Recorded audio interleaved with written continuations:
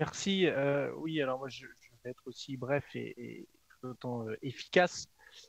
Nous serons opposés à cette proposition de loi qui, en réalité, continue la confusion qui a déjà été entamée entre police municipale, entre agents de sécurité privés, où on délègue des prérogatives, alors d'abord en matière de terrorisme, dans les périmètres euh, de, de, de fouilles, et puis ça s'étend au fur et à mesure de plus en plus. Idem pour la police municipale qui se voit attribuer des prérogatives judiciaires de plus en plus sans pour autant avoir la formation qui va avec, ce qui est un problème d'une confusion des genres entre police nationale, police municipale et sécurité privée. Évidemment, on voit bien que là, le ministre Darmanin a fait sa petite liste de courses pour caser ces éléments de communication politique dans une proposition de loi afin de ne pas passer par l'étude d'impact, par l'avis du Conseil d'État. La manip est un peu trop grosse pour qu'elle ne se voit pas. Et c'est faux. Il a beau nous rassurer en disant non, mais attendez, les journalistes vont toujours continuer de faire leur travail de journaliste. Vu la rédaction telle qu'elle est faite des amendements indiquant que nous ne pourrons plus, il ne sera plus possible de filmer les policiers en intervention, sauf à l'écouter. Ça veut dire qu'il n'y a plus de live Facebook, il n'y a plus de tout ça, etc. Et ça, ce n'est pas acceptable dans une démocratie comme la nôtre. Et je ne pense pas que ça passerait le cap du Conseil constitutionnel.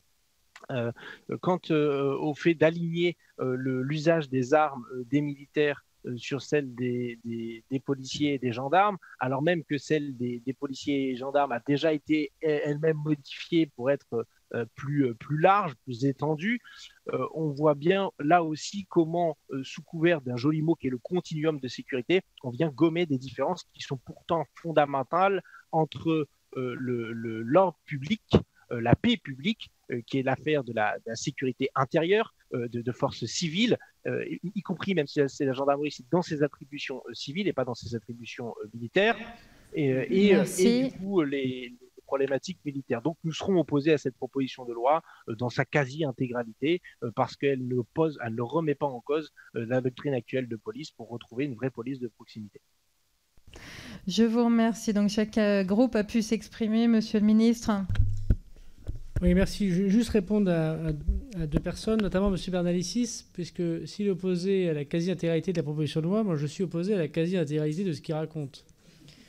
M. Bernalicis, d'abord, permettez-moi de remarquer votre ton condescendant et votre manque de respect envers le travail des parlementaires. Vous êtes à la fois ceux qui prônaient une nouvelle république où le Parlement aurait quasiment tout pouvoir, et dès que les parlementaires proposent des choses et optent pour des options, vous ne pouvez pas imaginer qu'il ne soit autre chose qu'infantilisé, comme vous l'évoquez vous-même, ce qui est particulièrement insultant. Deuxièmement, M. Bernalicis, votre non-défense, pour ne pas dire plus, je vais rester poli, des forces de l'ordre me laisse quoi?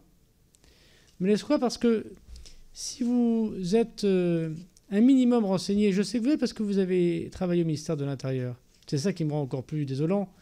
Et vous seriez élu d'une circonscription où il n'y aurait pas de problème de sécurité, je considérerais que vous êtes dans un autre monde. Mais je sais d'où vous êtes élu. Et chacun constate que dans une circonscription, les problèmes de sécurité pullulent. Si vous voyez comment interviennent les policiers, vous le savez très bien, ou les gendarmes, qui désormais, lorsqu'au péril de leur vie, pour un salaire pas très élevé, dans des conditions où beaucoup de leurs camarades meurent,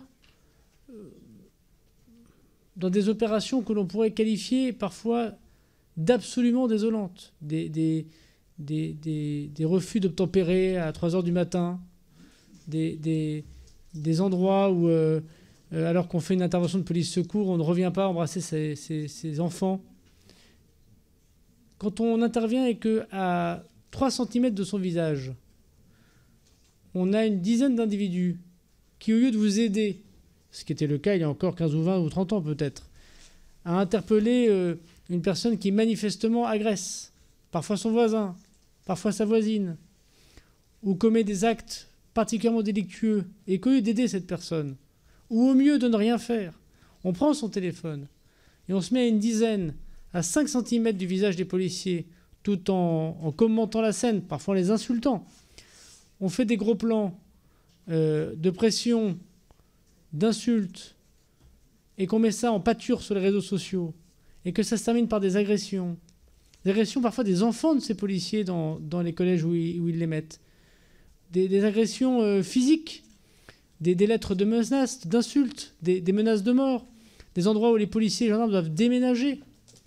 Je pense qu'on ne peut pas tenir les propos que vous avez tenus, qui sont insultants pour la police nationale et pour la gendarmerie. Je vous le dis, monsieur Bernalicis, je crois que la démagogie anti-flic a une limite, qui est celle de la décence, quand on voit autant d'attaques des fonctionnaires qui nous protègent et qui protègent collectivement toute personne, quelle que soit leur opinion politique ou leur opinion religieuse.